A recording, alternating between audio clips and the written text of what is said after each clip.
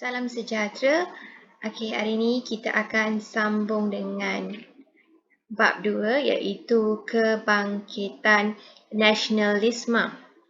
Okey, pada minggu lepas pada kelas sebelum ini saya telah bincangkan tentang maksud nasionalisme dan juga perkembangan idea nasionalisme di barat.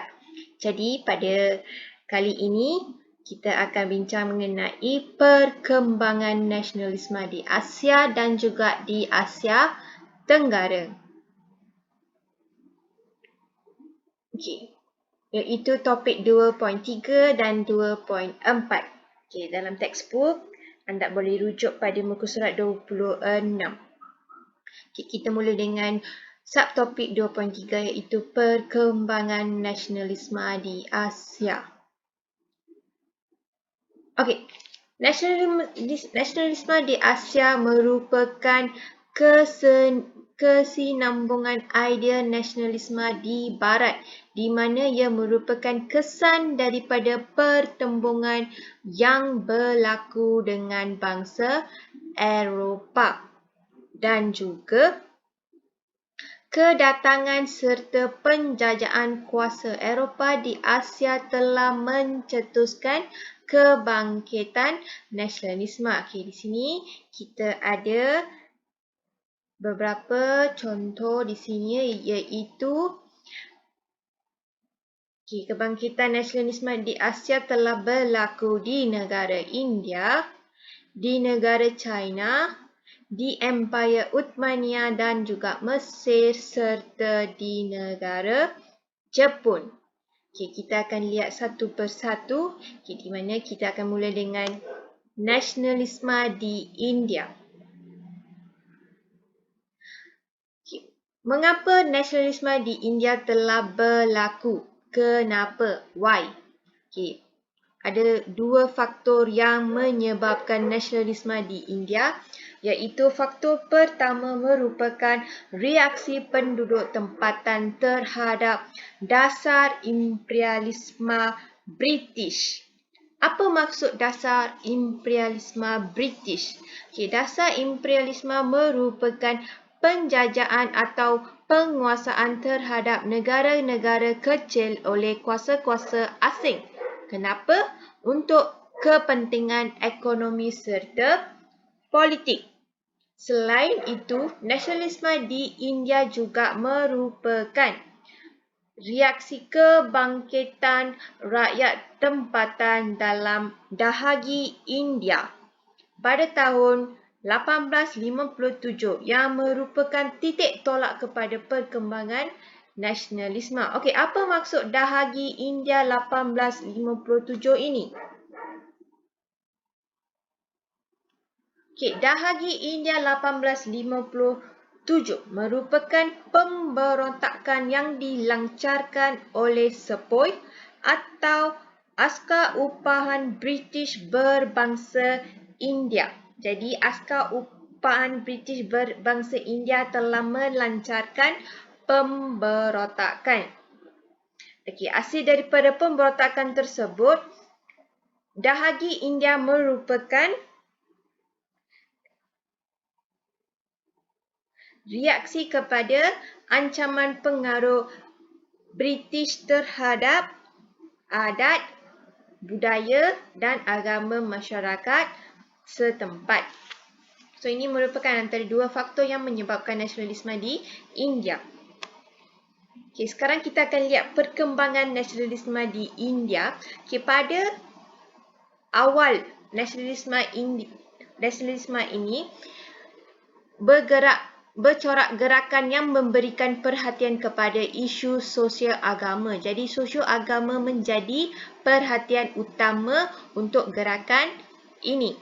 Dan Brahmo Samaj serta Arya Samaj iaitu sebuah pertubuhan penting telah ditubuhkan untuk menggiatkan rasa kecintaan kepada budaya tempatan kesan daripada pengaruh budaya barat. Dan pada penghujung abad ke-19 pula, perkembangan pendidikan barat membawa kemunculan golongan intelektual. So apabila adanya kemunculan golongan intelektual ini, maka mulalah gerakan nasionalisme yang lebih tersusun, yang lebih radikal. Dan mereka telah menubuhkan pertubuhan politik bagi menyuarakan pandangan. Jadi, dua pertubuhan politik telah ditubuhkan, iaitu Kongres Kebangsaan India atau Indian National Congress yang dikenali sebagai INC 1885 dan juga Liga Muslim pada tahun 1906. Jadi kedua-dua pertubuhan politik ini telah menjadi saluran untuk mereka menyuarakan pandangan mereka. Dan pada abad awal ke-20 pula, muncullah gerakan bersifat keras yang diketuai oleh nasionalis radikal seperti Bal Gangadhar Tilak dan juga Bipin Chandra Pal.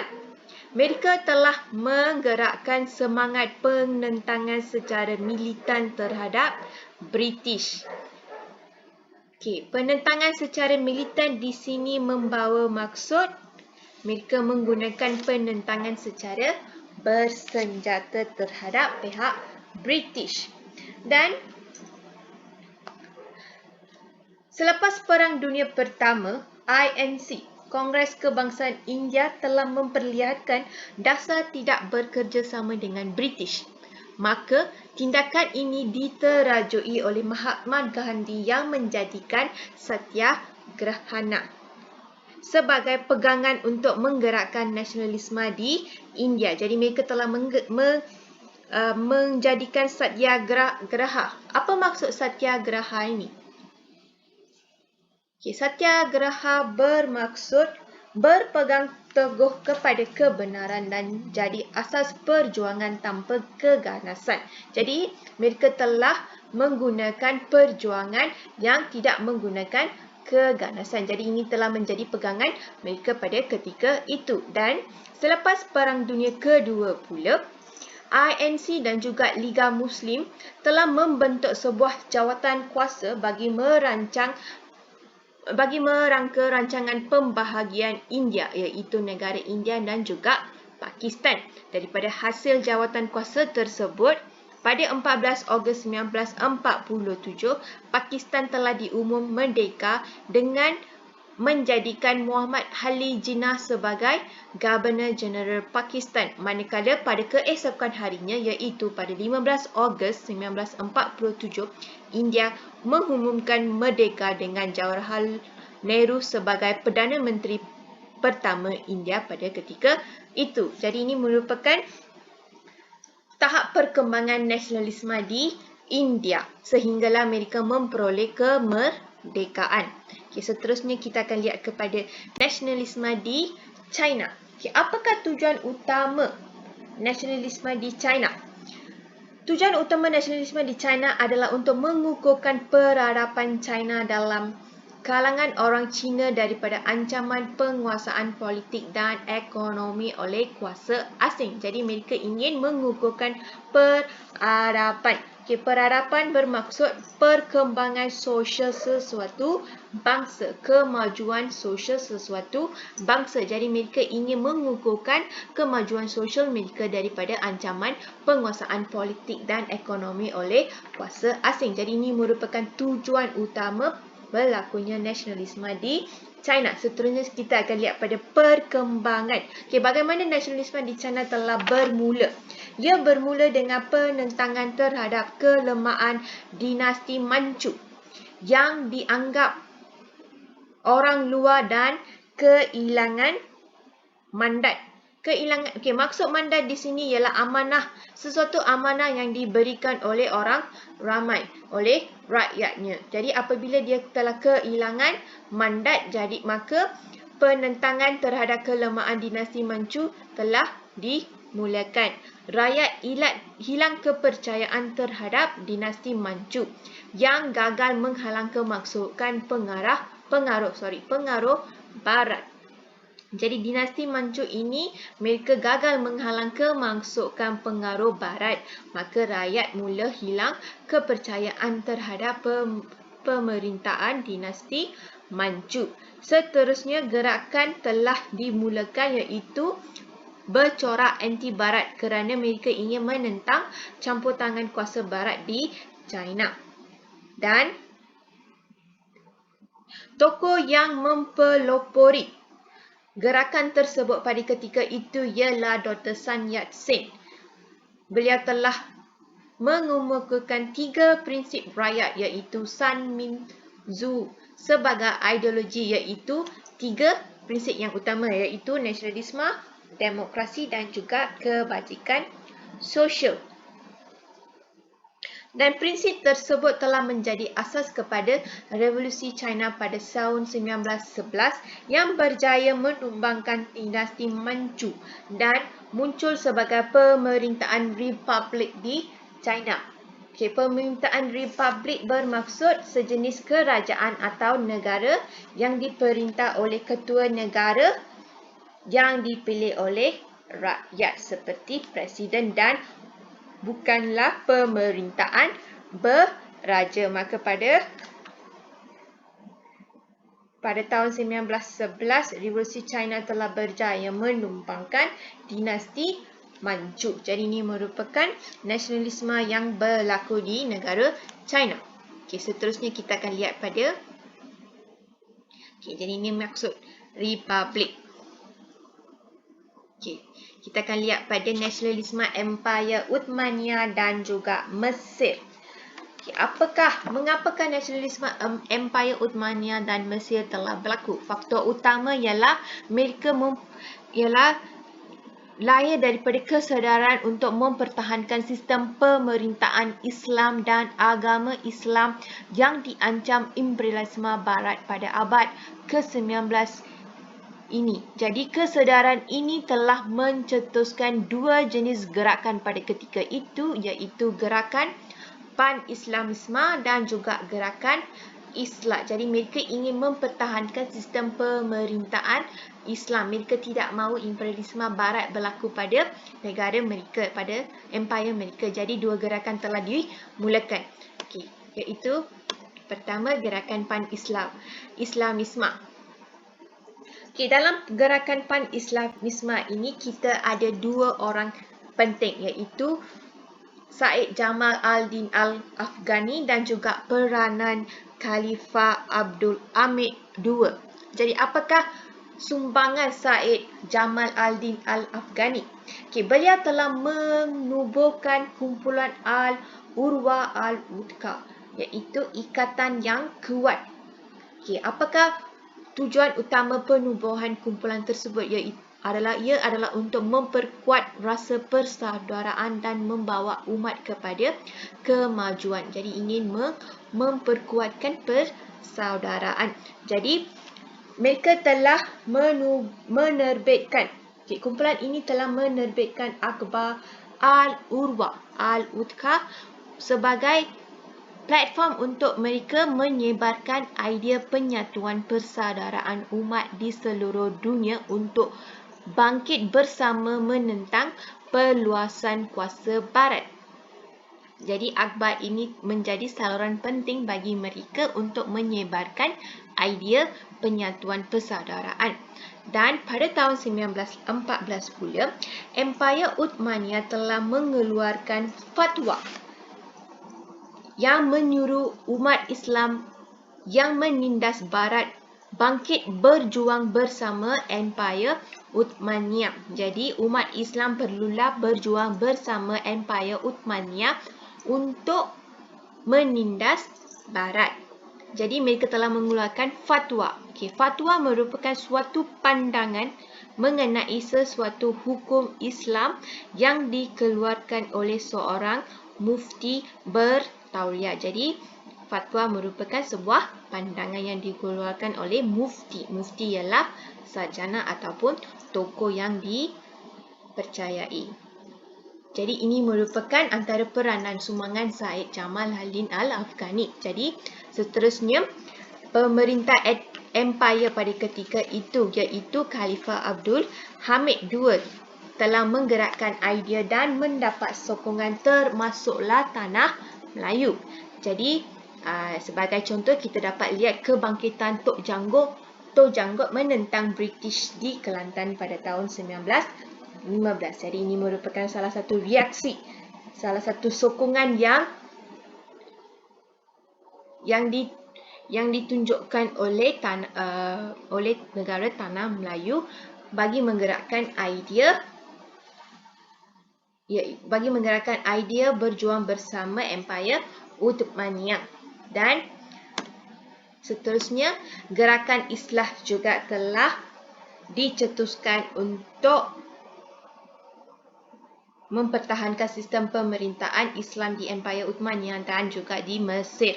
Apakah maksud gerakan Islah ini? Gerakan Islam merujuk kepada gerakan pemulihan Islam. Ia dipelopori oleh dua orang, iaitu Syed Jamal al-Din al-Afghani dan juga Sheikh Muhammad Abduh. Jadi, imperialisme Barat di Mesir telah menyebabkan berlakunya pertembungan budaya Eropah Amerika dengan budaya tempatan, di mana pertembungan ini telah menyebabkan budaya dan tradisi kepercayaan setempat berubah, terpengaruh dengan budaya Eropah dan Amerika. Jadi gerakan ini telah menyuruh umat Islam untuk berpegang pada ajaran Islam berpandukan Al-Quran dan juga hadis, serta memperbaiki kehidupan masyarakat untuk melepaskan diri daripada penjajahan. Jadi gerakan Islam ini adalah merupakan sebuah gerakan yang menyuruh umat Islam untuk berpegang kepada ajaran Islam yang sebenar. Jadi dalam perkembangan nasionalisme Empayar Uthmaniyah dan Mesir ini, kita dapat lihat terdapat dua jenis gerakan, iaitu gerakan Pan-Islamisme dan juga gerakan Islam. Seterusnya kita akan lihat pada nasionalisme di Jepun. Mengapa nasionalisme di Jepun telah berlaku? Tujuannya adalah nasionalisme digerakkan di Jepun oleh pemerintah Jepun disebabkan kesedaran untuk mencapai kemajuan bagi mengelakkan ancaman imperialisme Barat. Kita dapat lihat daripada semua negara-negara ini, tujuan utama mereka adalah untuk mengelakkan ancaman imperialisme Barat. Pada ketika itu, Maharaja Mikado Meiji pada tahun 1868, beliau telah melancarkan sebuah gerakan pemulihan Jepun dengan menekankan pemodenan mengikut model Barat supaya Jepun dihormati kuasa Barat. Mereka menekankan pemodenan yang di mana perlu mengikut model Barat. Jadi mereka ingin kuasa Barat ini menghormati negara mereka. Jadi mereka telah mengikut pemodenan mengikut model Barat. Dan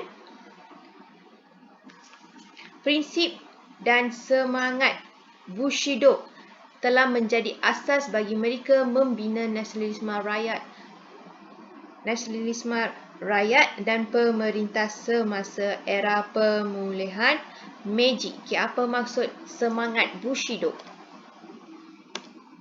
Semangat Bushido bermaksud sikap yang sanggup menanggung risiko demi dan bersungguh-sungguh mencapai cita-cita, serta sedia berkorban demi melaksanakan tanggungjawab terhadap ketua dan negara. Jadi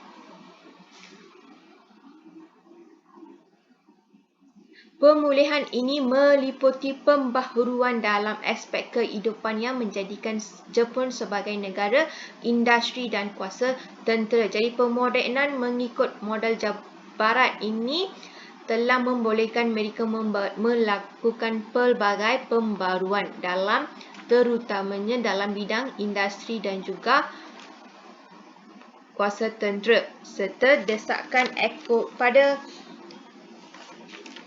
namun begitu, desakan ekonomi yang berlaku serta nasionalisme melampau oleh golongan tentera menjadikan Jepun sebagai kuasa imperialisme di Asia. Jadi ini merupakan nasionalisme yang berlaku di Jepun serta perkembangannya. Jadi daripada nasionalisme yang berlaku di Asia ini, kita dapat lihat bahawa ia merupakan sebuah gerakan untuk menamatkan penjajahan kuasa asing serta menuntut perubahan politik. Jadi daripada ini, apakah yang kita dapat? Apakah pengajaran yang kita dapat? Kita sentiasa perlu berwaspada terhadap anasir asing yang boleh menjejaskan kedaulatan bangsa dan negara. Kita perlu berwaspada, kita perlu berhati-hati supaya negara kita terjamin, terselamat daripada penguasaan kuasa asing.